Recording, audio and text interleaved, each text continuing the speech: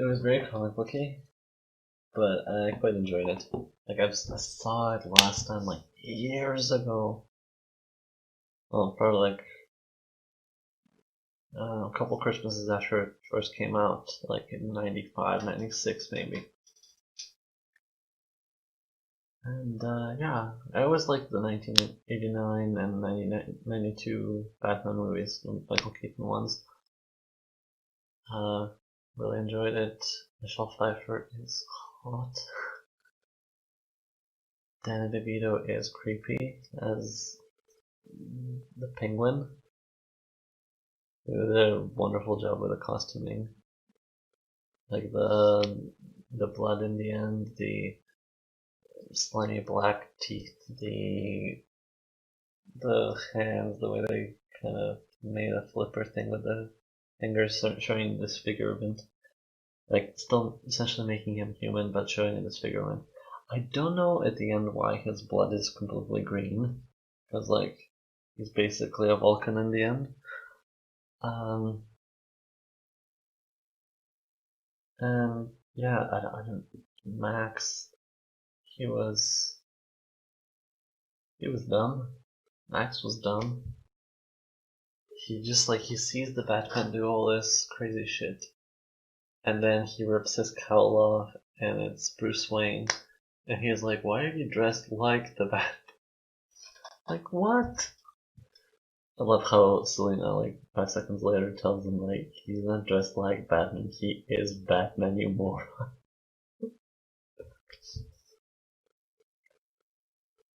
I like the take that they took with Selena, how they showed her sort of being very very modest and very um what's that, like very timid and not wishing to speak up, not doing anything really to like elevate herself, and then the whole cat thing happens, and then she completely like flips, like a switch flips in her head, and she goes completely 180 degrees from what she was. I liked that. I felt that scene where she becomes Catwoman, where she like starts spray painting all her clothes and apartment and starts throwing shit everywhere and like literally smashing her pictures and smashing her past with a frying pan to just to signify that killing the old life to become something else. It was a very very powerful scene, I find, and I love the fact that she goes like Cyclone makes the costume, and the costume isn't like neat or pretty or anything like that. It's just like stitched together pieces of it's not even leather, it's like latex or span. Well, yeah, latex. It's very like S&M bondagey, um, and very sexual, which is, I mean, it's pretty cool, pretty daring for that. Uh, like, and it totally goes with the whole personality that she's creating. She went from being like a submissive secretary, does, keeps her head down, just does as she's told, to being this outrageously outspoken, dominating figure. And the whole like costume looking old dominatrix with the whip, and it just works really well. Anyway, I would rate this movie I'd rate it like a 7.5 out of 10. Even though I did enjoy it quite thoroughly, there was things that I was like, I didn't see why they were a thing. The whole thing with the sewers, like the Penguin sent this random gift box up from the sewer, and the sewer pipe is like 50 feet across, and this package just comes right out of the sewer into like the regular like city space. That the hell was just dumb. Um, Like if there was some sort of like a warehouse or something that they assembled, bits and pieces, and they kind of built this thing up, and then to have it burst out of the wall, that would have been much better. But like to literally just have this present come out of the sewer, it was just dumb. And I thought that the whole plot happened a little bit too fast. Because like up until yesterday, the penguin was just like an urban myth. And then within like 3 days, he is running for mayor and everyone loves him. Like it takes time to really like to process that, and it doesn't seem like they took that time, because the whole story happens just like around the Christmas holidays, Christmas time rather.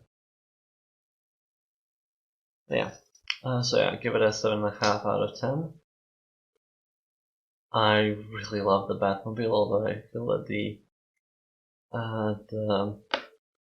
the armor plating in the first one was way better than the second one. The animation effect kind of, I don't know, it seemed a bit tacky.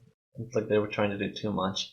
Because in the first one, the things at the wheels, like the wheel coverings, would go on like an iris, and then the thing in the center was literally like a ball that just came up and closed it. But in here they tried to even animate that, and it just looks tacky, like extra pieces. And then like it has the coverings coming from over top of the hull and like folding back kind of in on themselves. It's just way too complicated. I like the original, just kind of like building the outer shell. That was way better. And I thought the stamp down to turn, that was a little bit. I mean, if you're getting attacked by someone, I realize it's bulletproof and all that kind of stuff, but they could do a lot in the time it takes you to stamp down and turn around. Like, for example, if someone's running away from you, they can get a far, far ways away before you're able to like fully turn, because it takes like 15 seconds, like to fully turn the car. Anyway, that's just me. Overall, really like the movie. I love Michael Keaton as the Batman. Like I said, Michelle Pfifer was smoking hot, super sexy. Like, damn.